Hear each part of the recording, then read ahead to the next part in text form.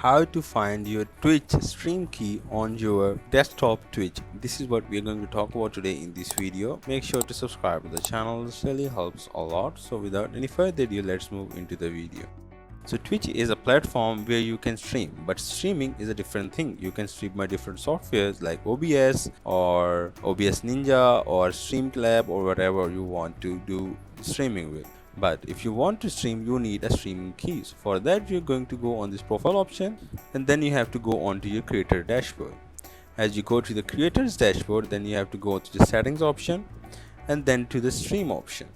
Now over here, this is my primary stream key. I cannot show my stream key because other people can stream from my account by if they have my stream key. So you have to copy it from here. So this is how you can copy your stream key and show it on your OBS software, so that you will be able to stream from your PC. This is all from the video. Make sure to subscribe to the channel. If you have any question, put it down in the comment section, and also don't forget to hit the like button. Thank you.